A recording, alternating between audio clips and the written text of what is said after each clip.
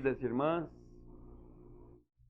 queridos irmãos, nós não costumamos avaliar as coisas adequadamente, a não ser quando, tempos depois, observarmos por uma outra ótica aquelas realidades onde estivemos inseridos. E aí, então, com a visão do Espírito, entendermos por que passamos por determinadas provações em que é mais grave. Envergonharmos-nos porque não fomos capazes de tê-las aproveitado melhor. Envergonharmos-nos por termos desperdiçado uma chance tão preciosa para a transformação de nós mesmos.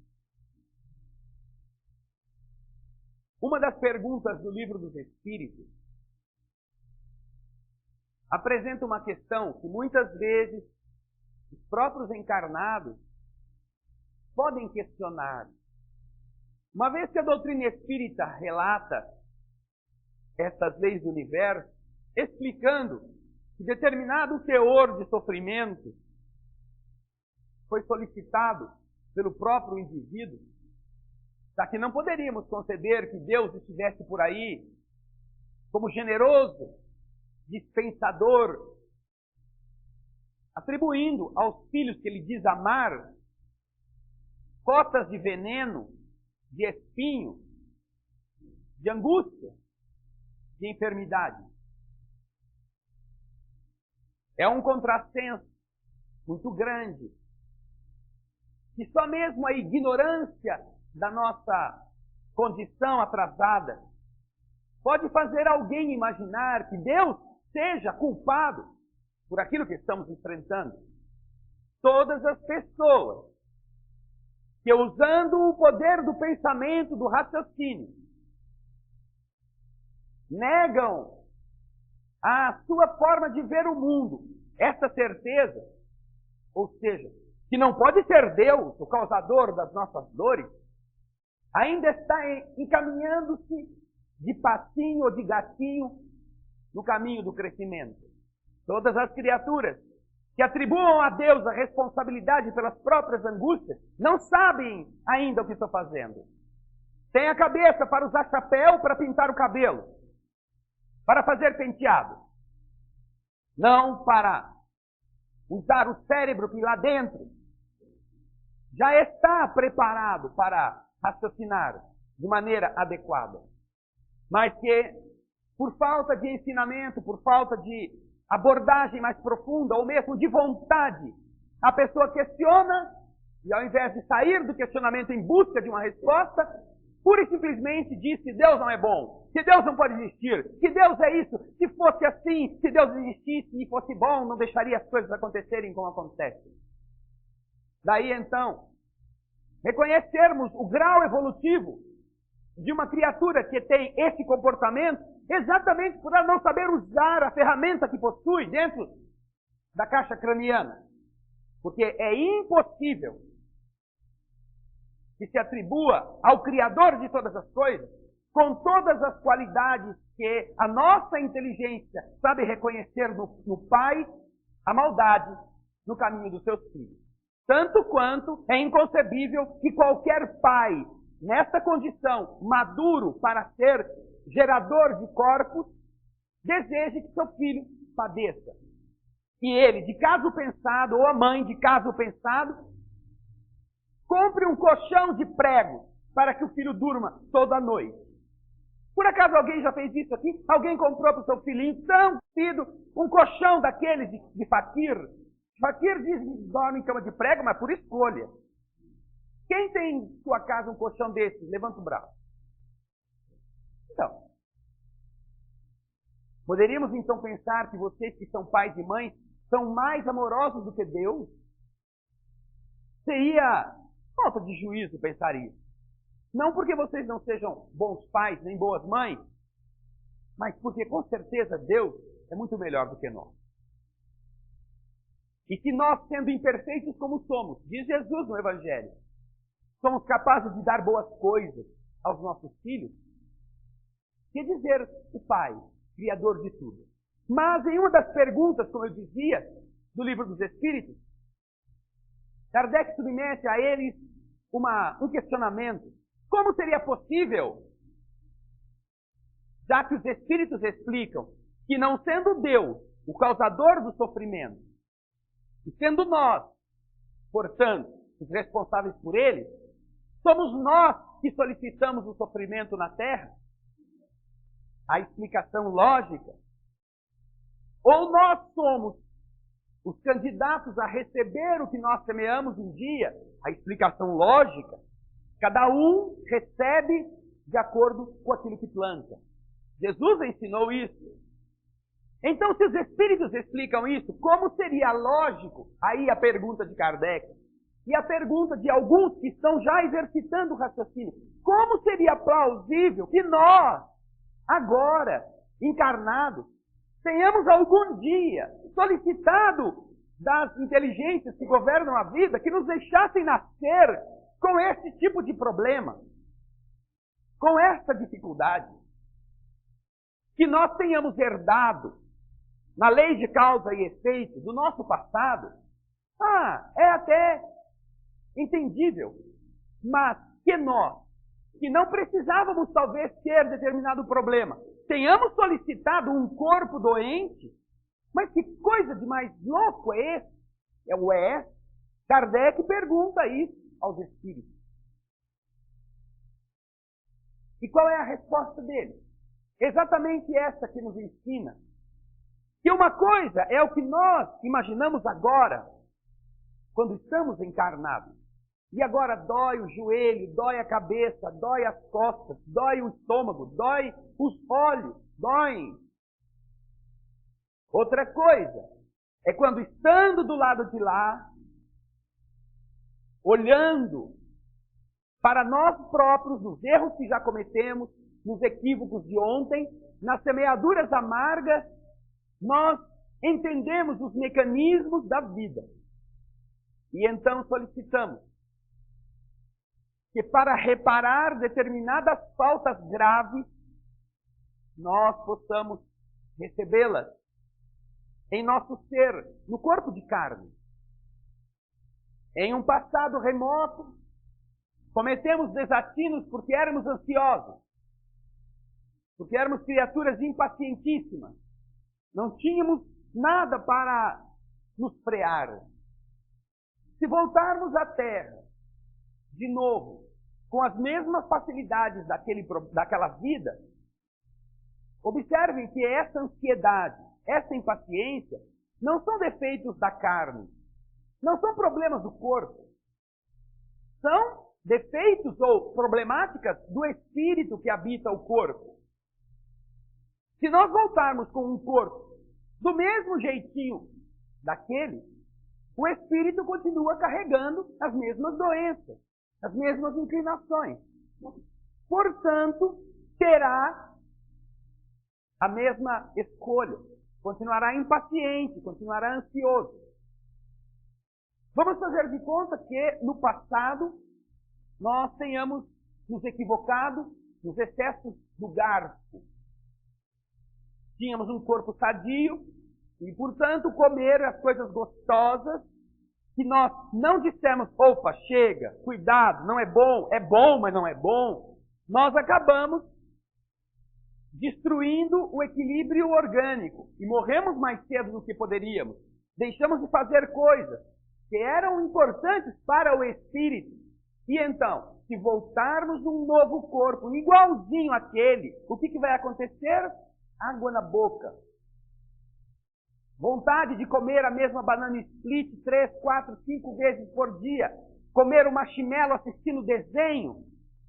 Na televisão, a novela com 5 sacos de pipoca. Vamos de novo nos matar em uma nova jornada de inutilidade. que no passado equivoquei-me porque, sendo rico, sendo uma pessoa de posse, tendo o domínio sobre outro, eu exerci com autoridade ou com autoritarismo essa liderança, malbaratei os bens que não eram meus, mas que eu pensava que me pertenciam, dilapidei um patrimônio que era de Deus e que estava sob minha responsabilidade, fazendo todas as loucuras e estragando a paz daqueles que me serviam, porque eu era inflexível, eu era um ditador, ou era uma pessoa arrogante, comprava todo mundo, me desfazia dos outros, pisava como patrão sobre a cabeça e sobre a alma dos meus empregados. E eu voltar na mesma condição, igualzinha, o que vai ser? Vai ser a repetição do mesmo processo. Porque todos esses problemas não são problemas da carne, são problemas do espírito. O espírito é aquele que guarda essa dinâmica equivocada.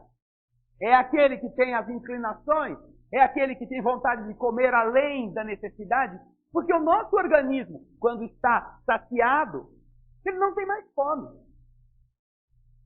Se você comer o suficiente para que o seu corpo seja satisfeito, aquela sensação de fome, que às vezes é dolorosa, ela desaparece. O bem-estar volta. Mas aí o que acontece? O espírito quer desfrutar do docinho, da torta, do bolinho gostoso, né? da sobremesa. E ele que já está saciado ainda fica entuchando mais e mais e mais comida no próprio corpo, que não pode muitas vezes dizer, olha, chega. Então aí o que ele começa? Começa a suar. Ai, que suador. Ai, que calorão. Ai, mas tá tão bom esse negócio. Aí abre a cinta, abre, né, o botão da calça. Ai, mas eu não posso resistir. Ai, essa almôndega. Ai, esse talharine ao sugo. Ai, mas essa cozinheira é uma desgraça. Ou seja, o corpo já não está mais querendo. Quem está querendo é o administrador do corpo. Porque o corpo, ele se satisfaz com pouca coisa. O corpo vive muito melhor com menos comida do que com mais comida. Mas isso é um problema do espírito. A presunção, a prepotência, a arrogância.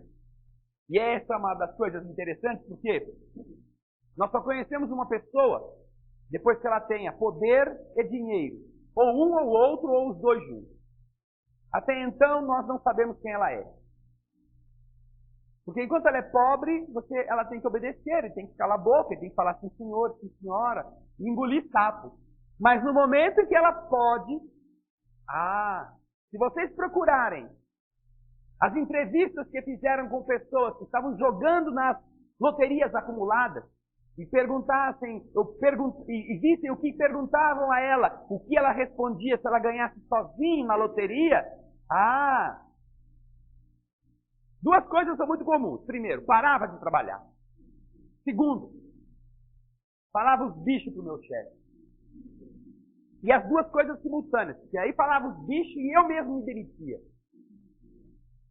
Ou seja, as duas coisas horríveis, ou piores. Porque uma era o quê? O exercício do ócio. Da única coisa que mantém o indivíduo no atraso, que é menos ruim que fazer o mal, mas depois de fazer o mal, o que é pior é não fazer nada. E a outra, exercitar o seu orgulho. Manter-se por... Vou mostrar agora quem eu sou. Agora eu sou poderoso, tenho dinheiro, não preciso desse empreguinho. Então, é o espírito que é assim, não é o corpo. Porque o corpo do rico é igualzinho o corpo do pobre. Come 2, 3, 4 vezes por dia, ou tem fome igualmente, dorme a necessidade de descanso que precisa, sua do mesmo modo, tem as mesmas emoções, funciona do mesmo jeito. É o espírito que está doente, o espírito que tem o problema. Então, se cada um voltar carregando as mesmas coisas que tinha antes, vai cometer a mesma besteira. Então, os espíritos explicam. Quando nós estamos do lado de lá e a gente olha para trás, e aí a gente vê onde foi que nós erramos, nós estamos conscientes que e queremos avançar, queremos ir para frente, queremos ir junto com aquele que nós amamos ou com aquela pessoa que é importante em nossa vida, você não pode caminhar para frente se não acertar o que deixou de fazer. E se você quer isso, a única maneira é você pedir para voltar. E voltar em um corpo que vai fazer você ter paciência e não ser ansioso, ou ter que controlar você na sua gula, ou ter que colocar você em uma situação que a sua arrogância, a sua prepotência, a sua grandiloquência de espírito não possa ser exercitada. Então, uma pessoa dessa renasce solicitando. Porque se ela não solicitar, a consequência vai chegar para ela por força da lei de causa e efeito. Ela pode, entretanto, solicitar. Ela solicitará uma dificuldade orgânica que a tenha que manter-se sempre naquele passinho de tartaruga. Não pode apressar, ou tem que andar de muleta, ou tem que ter uma atividade menos estressante, porque carrega uma debilidade orgânica que não permite que ela seja como essas formiguinhas que querem fazer 1000 coisas ao mesmo tempo. Terá que domesticar o seu espírito com uma restrição orgânica, com uma situação que, por mais que ela deseje, ela não consiga vencer. Então ela tem que simplesmente fazer o quê? Paciência. O que eu posso fazer? Eu queria correr a maratona, mas eu sou meio manco. Né? Se eu for me inscrever na maratona, eles vão ter que ficar com a maratona aberta 5 meses, até eu chegar. Então, vou fazer outra coisa. Eu sou frágil na gula, por exemplo, então vou solicitar algum freio que me ajude. E aí você pede um corpo que tem uma debilidade na estrutura metabólica, que é uma das causas de vários dos corpos que apresentam problemas na queima do açúcar, do amido, nos processos de diabetes. Não que todos os diabéticos sejam a expressão disso, mas que todos esses gulosos do passado, que precisam colocar o espírito no eixo, geralmente vão ter um corpo deficiente em uma área como essa, obrigando-o a ter uma disciplina. Veja só que coisa boa. O corpo funciona. Você pode se alimentar. Você não está impedido, você não está nem sofrendo.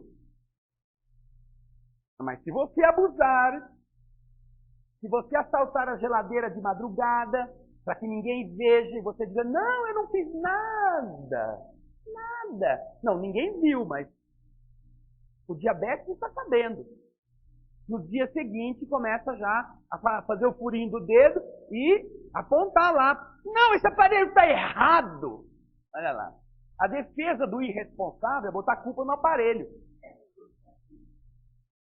Quando de verdade deveria ele dizer, não, eu fiz mesmo, eu não me contive, eu não resisti, eu fiz o que não devia. Porque se você abusar, o que acontece? Seu corpo reclamará. E aí você pode, inclusive, morrer. Ou melhor, se matar. Por excesso. Responsabilizando. Mas se você tiver uma vida contida, você não passará por esses momentos desagradáveis. E ao mesmo tempo o seu espírito estará se disciplinando. E para o patrão, para o homem rico, para a pessoa arrogante, para aquele indivíduo prepotente, que era o tal, o que ele precisa? O quê? O quê? O que ele precisa? Nascer num corpo que não tenha bolso? Nascer e usar roupa que não tenha nenhum lugar para guardar dinheiro? Não. Nascer pobre. E viver uma vida que por mais que ele faça, ele não consiga conquistar recursos para exercitar a sua prepotência. Tem que trabalhar de sol a sol. Ganha o suficiente para ter o que comer, o que vestir e lutar. Então terá que trabalhar sob a dependência de uma outra pessoa. Terá que aprender a valorizar o salário que ganha, economizando. Terá vontade de comprar um milhão de coisas e não poderá comprar nenhuma. Disciplina para o espírito. Quando eu estou assim, meio assim desanimada, eu vou ao shopping e compro. Quando eu estou em depressão, eu passeio pela cidade, vejo vitrine e o que eu gostar eu ponho no carro e levo. Quando eu não estou bem, eu ligo a televisão naquele canal que fica vendendo coisas, sabe aquele canal? Fica, compra isso, compra aquilo, na vassoura mágica, ferro que passa roupa e solta vapor, isso já é tudo coisa velha, né? Eu não tenho tempo de assistir esses negócios, mas essas novas, né, tecnologias, elas avançam todos os dias e cada um fica querendo. Você assiste aquele negócio, você quer comprar tudo. E é tão fácil, né? Porque é só pegar um dinheiro de plástico com um número e você fica, eu quero esse também. Comprei. Vai chegar daqui a 3 dias. Eu esqueci, podia ter feito a mesma compra no mesmo cartão, mas agora tem outra coisa legal. Eu vou comprar isso também. E tudo aquilo que antes você se sentia feliz em ter, agora você passa na frente do boteco, vê aquela coxinha dando tchau para você assim. Você põe a mão no bolso, pega as moedinhas. Uma coxinha. Dá água na boca, engole a saliva. Não, essa aqui é a minha passagem do ônibus, tem que ir embora.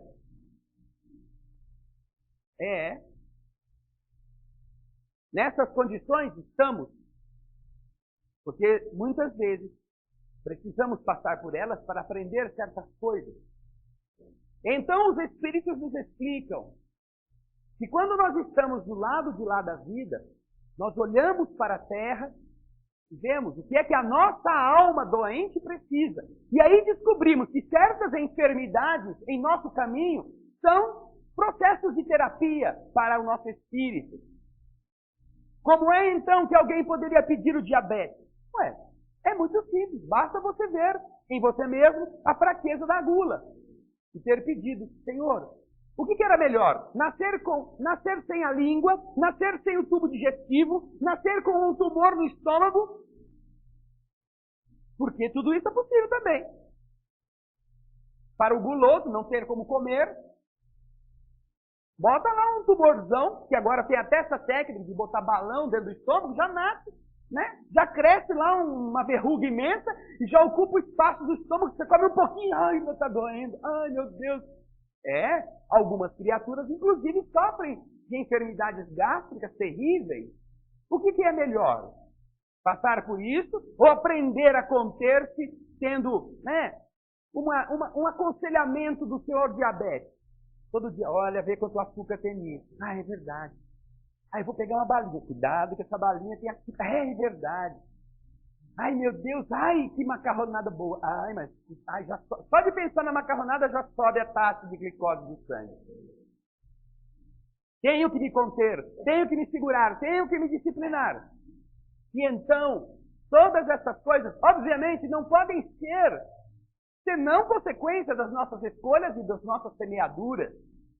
E a bondade de Deus fica organizando coisas, fica organizando processos, fica organizando meios. Sabe para quê? Para que a gente possa resgatar o máximo possível sofrendo a menor cota de dor. E a gente ainda acha que Deus é mau. Quando nós voltarmos para o lado de lá e formos ver o que foi que nós solicitamos para a nossa reencarnação, o que foi que nós pedimos depois de termos voltado e lembrado das diferentes existências que nós já tivemos, nós vamos nos surpreender. Pedimos para nascer sem cabeça, sem orelha, sem pescoço, sem braço, sem perna, cego, surdo, mudo, tudo isso junto e sem cadeira de roda. Pedimos para nascer como se fosse uma almôndega que fique rolando assim, se arrastando pelo chão. Fizemos petições grotescas, tal era o tamanho do peso, da culpa que carregávamos. E a bondade divina lançando o despacho autorizador da nossa volta, como nos conta o espírito Humberto de Campos. Responde: a bondade de Deus deseja misericórdia, não o sacrifício. Você voltará à terra e terá um corpo normal, terá um corpo bom. Você terá uma família, constituirá um lar. Você poderá ter filhos. Nós pedimos tragédias, pedimos dores atrozes, pedimos coisas alucinadas, cânceres. O amor divino nos concede filhos. E, em alguns casos, para que nós possamos resgatar esses erros que pesam em nós, em determinado momento da jornada humana, a justiça celeste coloca um parente difícil para morar em nossa casa. Coloca alguém aflito que precise do nosso amparo. Coloca em nosso caminho um idoso acamado. Coloca um trauma emocional, uma desilusão que nós precisamos enfrentar. Às vezes, o processo do desemprego, às vezes o abandono afetivo, que nós solicitamos para dar conta dos nossos compromissos. E então, chega um momento em que, voltando à terra, nós que pedimos todos os tipos de doenças, recebemos as dádivas. E com o esforço mínimo de aguentar aquele ser que mora conosco, de amá-lo ao máximo, de tolerar as suas impertinências, de termos paciência com as suas necessidades, estaremos resgatando nossas doenças principais.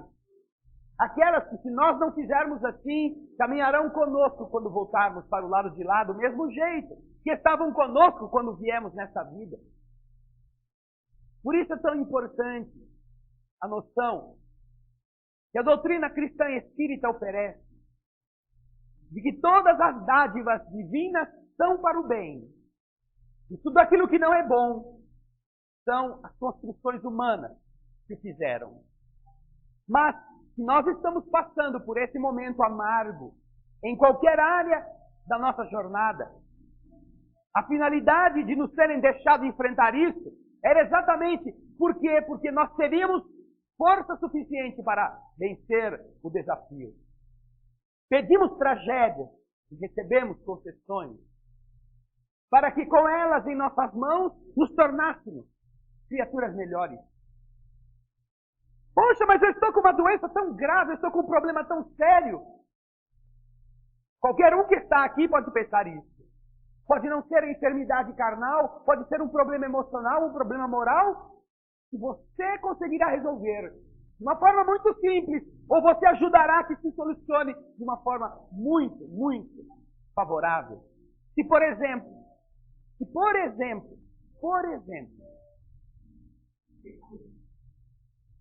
você resolver, a partir de um dia qualquer da sua jornada, fazer um pão por dia. Um pão. Comprar farinha, fermento, leite, manteiga, ovo. Pegar uma receita e dizer a Deus: Senhor, quando você estava na terra, tantos te procuravam e não tinham nem o que comer. E você, com amor sublime, pegava os pãezinhos pobres, que davam, quando muito, para 5 pessoas, e os abençoava, e aquele pão alimentava a multidão, 5.000, 8.000, 10.000 pessoas. Eu ainda, Senhor, não sei fazer isso. Eu ainda não sei amar como você ama. Ainda carrego raiva. Ainda tenho rancor dentro da minha alma. Ainda não esqueci o mal que me fizeram. E estou sofrendo em mim dores, desencontros, dissabores. Mas eu estou determinado a fazer diferente. Quero imitar você. Quem sabe, te imitando no pouquinho, um dia eu aprenda. Então abençoa minhas mãos, Senhor, para que eu possa amassar essa farinha. Para que aquela pessoa que vá se alimentar desse pedaço de pão receba o melhor da minha alma. Que seja um desconhecido, que seja um vizinho difícil, que seja um parente que eu não gosto, não importa quem seja. No momento em que eu estou aqui, quero esquecer de mim mesmo, quero esquecer da minha doença, quero esquecer das minhas dificuldades. Ajuda-me, Senhor, para que esse pedaço de pão seja um pouquinho do teu amor, não apenas para que encha a barriga de alguém, mas para que também me encha o coração. E se cada dia você fizer isso, um pão por dia, na sua cozinha, no seu lar, na sua casa, que você amasse, que você tenha paciência de ver crescer, que você coloque no forno, que você se inspire, e saiba que aquele cheiro agradável vai ser alguma coisa que alguém vai comer, talvez a única coisa que alguém vai comer naquele dia. Tão pouco, mas é tanta coisa. É tanto. Para aquele que não tinha nada e agora pode se alimentar daquilo que você fez com as suas próprias mãos e com o seu afeto. Misericórdia quero, não o sacrifício. Nós poderemos sim usar desta vida como um processo de depuração da nossa alma, através do sofrimento que escolhemos, mas isso não nos impede de fazer o bem. Estar doente não nos impede de ser bom. Estar pobres não nos impede de ajudar um outro. E quando a gente faz isso para Deus, fuge em nós essa essência celeste. É aquilo que um dia a gente deixou de fazer por egoísmo. Já imaginaram vocês um patrão arrogante, um homem rico, uma mulher prepotente, que renasce na miséria, que aprende a suportar a prepotência dos outros, que se humilha trabalhando como doméstico, que aprende a usar roupa usada, aprende a comer resto da mesa das casas ricas, porque precisa disso para levar aos seus filhos. Imagine esta pessoa num novo corpo como este, destituído de tudo, arrumando do pouco que ganha um pouquinho de farinha, um ovo,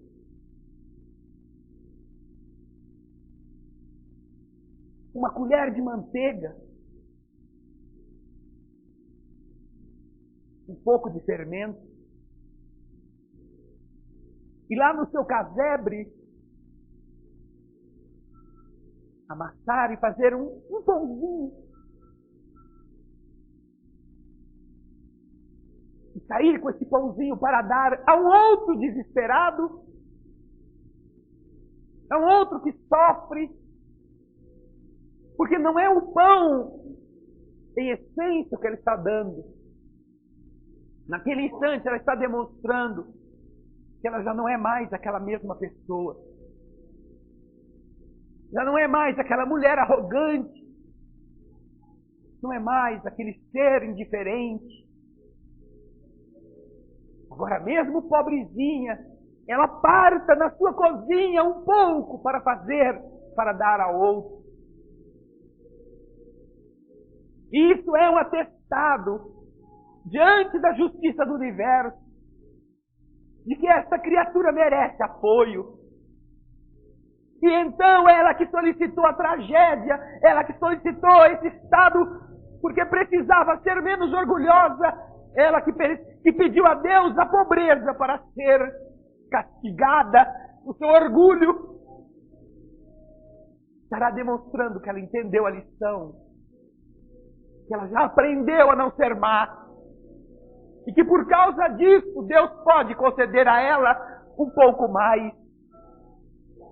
Porque sem ter nada, ela é capaz de fazer do nada alguma coisa. Se Deus lhe conceder um pouco além, quanto mais em bem ela não haverá de fazer.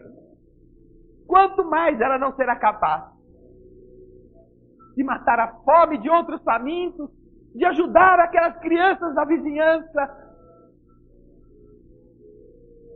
A lei do universo é justa.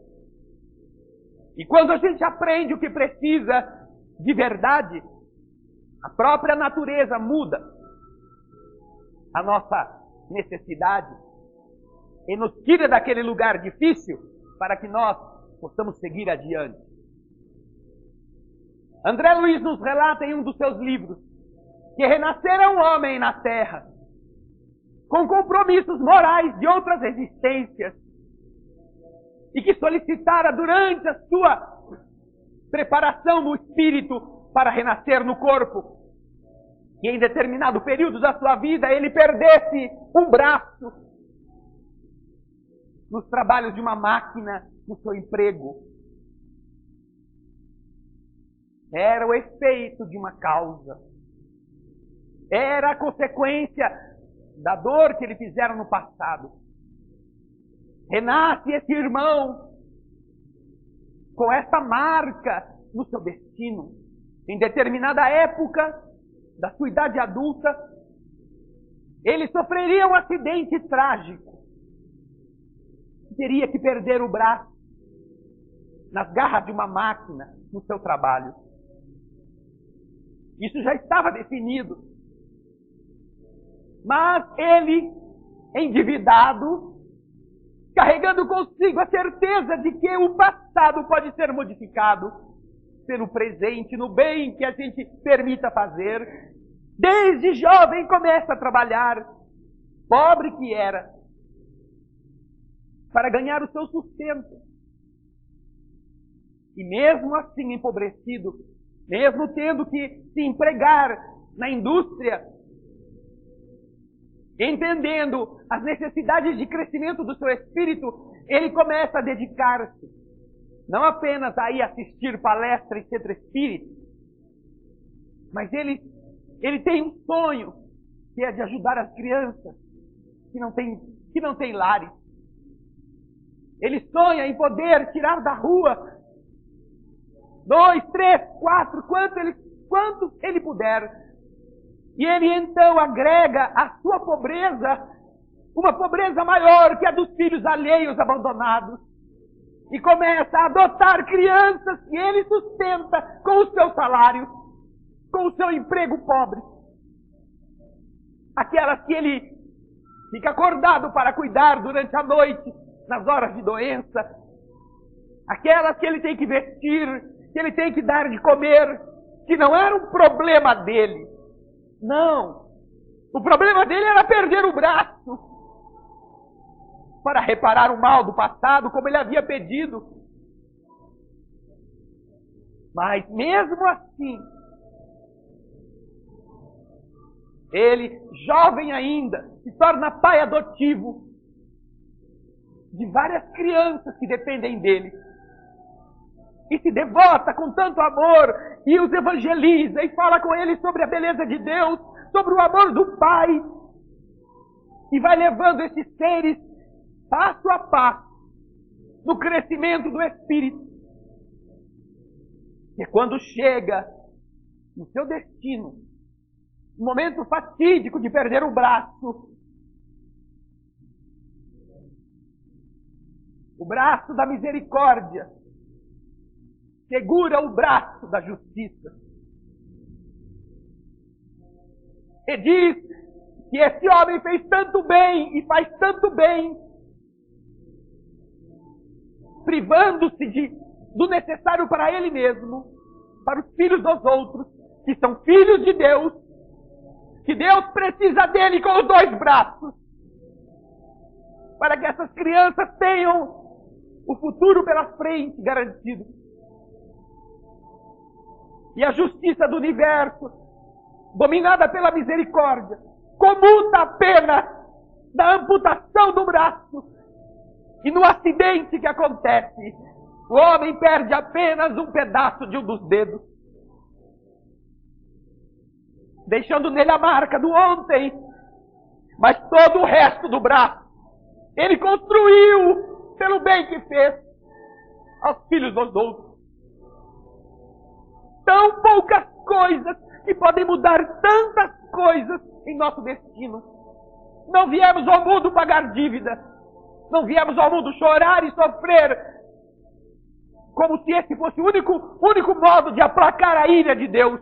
Viemos ao mundo para aprender a ser bons, a fazer o bem, apesar do que nós devemos.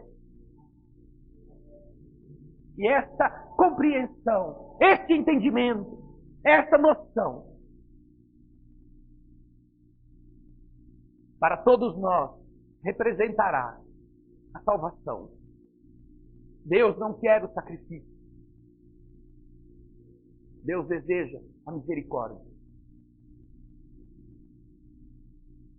E esse entendimento de que cada filho está convocado a este trabalho faz de cada um de vocês que estão aqui e cada um de vocês que está aí em qualquer lugar do Brasil ou da terra, faz de vocês um missionário, não para ir em igreja, não para bater na porta dos outros e convertê-los, não, um missionário que leva esperança aonde você trabalha, na casa que você vive, no lugar por onde você anda, com quem você conversa. Um missionário de paciência para atender aqueles que te atendem com arrogância. Um missionário de tolerância e compreensão para não guardar raiva dos que deveriam estar se tratando melhor e não estão. Um missionário que produz à sua volta nos outros o fruto doce que vai falar de você a Deus quando chegar a hora de ir embora.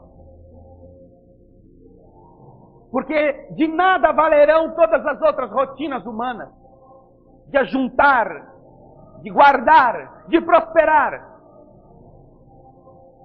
Quando chegarmos do lado de lá, carregando o corpo espiritual cheio de mazelas, de furúnculos, de feridas, de doenças.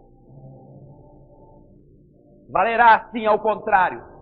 Não termos nada, termos aquelas pessoas que padecemos em nosso corpo o efeito dos nossos atos.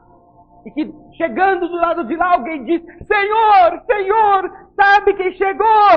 Chegou aquele senhor que lá na terra tinha tanta dor, mas durante um ano, ele fez 365 pães. E com eles alimentou mais de 700 pessoas. Mais de 1.000 pessoas.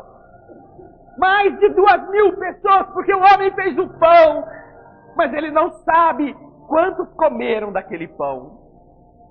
Entregou a um desditoso, que por sua vez vivia numa comunidade de infelizes que também tinham fome, e com a fome compartilhada, compartilhou com eles também um pedaço daquele pão que o homem fez.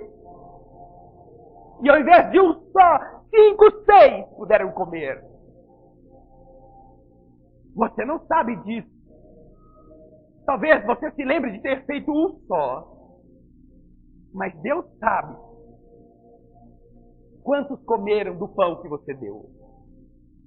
E sabe contar a seu benefício quanta fome foi diminuída porque você existiu. E se você não tivesse feito, quem é que Deus ia usar para fazer dentro do seu lar um pedaço de pão saboroso e salvar naquele dia a fome de todos aqueles que puderam comer? Quem estava disponível? Ninguém mais. Então, quando você chegar do lado de lá, aqueles que te receberão saberão a dor que você diminuiu quando estava na terra, e que com isso não apenas venceu o compromisso do passado, mas você preparou para o futuro uma nova era ao seu espírito. Entender isso, queridas irmãs, queridos amigos, é compreender a bondade de Deus.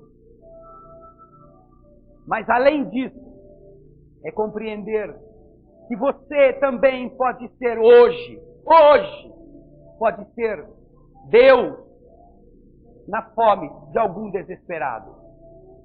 Hoje, você pode ser Deus na angústia de um aflito. Hoje você pode conversar com paciência, escutar um desabafo de alguém que poderia estar se matando, caso você não estivesse ali disponível. E você pode amá-lo, e você pode dizer a ele da importância que ele tem, você pode tentar ajudá-lo, você pode envolvê-lo. E assim, ao invés de ter se matado hoje, ele espera o amanhã e economiza sofrimento de milênios pela frente. Cada um de vocês é um Deus também. Um Deus na abundância. Um Deus que salva a infância. Um Deus que ajuda a velhice. Um Deus que não se importa se está doendo, se está velho, se está gasto. Um Deus que faz o máximo. Mas faz todo dia um pouco daquilo que acredita ser importante para a alma. Os espíritos tratarão dos corpos. Para eles isso não é nenhum problema. A medicina do mundo invisível cauteriza feridas, anula determinados sofrimentos biológicos, corrige processos circulatórios, retifica ossos, desentope artérias e veias, equilibra os sistemas metabólicos, drena enfermidades.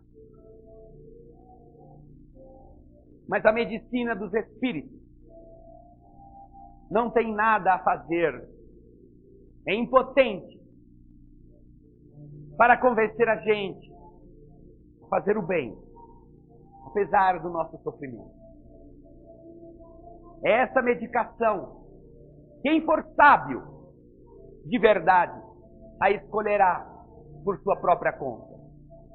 Não para fazer negócio com Deus. Eu faço então o pão e o Senhor vai me dar o que eu estou precisando. Não. Quem age desse jeito é um mesquinho comerciante. Não. Senhor, eu te agradeço o mal que fiz e que eu posso hoje, com o meu sofrimento, enfrentar. Porque eu sei que foi minha responsabilidade. Essa cruz não é sua, não é de Jesus. Essa cruz é minha, me dá força para carregar. Mas, deixando o problema de lado, me ajude a fazer alguém feliz. Quando a gente entender isso, quantos braços amputados serão preservados? Quantos cânceres poderão desaparecer? Misericórdia quero, não o sacrifício. Quando entrarem na sala de paz, pensem nisso. Vejam o que vão pedir. Mas quando saírem da sala de paz, não sejam do mesmo jeito. Do mesmo jeito que eram todos os dias. Não brinquem com a vida. De repente, tudo acaba. Todo sonho de conhecer, todo sonho de visitar, todo sonho de viajar, às vezes acaba muito depressa. E restam apenas corpos boiando. Restam apenas pedaços daquilo que é o máximo da tecnologia. Não sabemos quando será o nosso dia. Então, façamos o dia, cada um de nós, o melhor, 24 horas de cada vez. Pensem nisso. Muita paz. Obrigado, querido mestre, por podermos estar uma vez mais vibrando, sentindo o amor constante e perene que estrutura nossa vida e que dá sentido à caminhada humana. Imaginar, querido mestre, que muitos pensam que a própria existência é apenas o suceder de dias e noites, no mastigar comida, no crescer da carne, no construir lares, no conquistar recursos, para que depois tudo termine na despedida inexorável, na qual tudo aquilo pelo que se esforçou o ser encarnado em tantas décadas tenha que ser deixado. Deixado o corpo que cresceu, a família que se organizou, o bem que se conquistou, o patrimônio ajuntado. Tudo de lado. Sem que o espírito possa ter consigo carregado um centavo. Ah, Senhor, quanto custa a alma compreender as coisas importantes do espírito para saber que tudo aquilo que apreende a terra,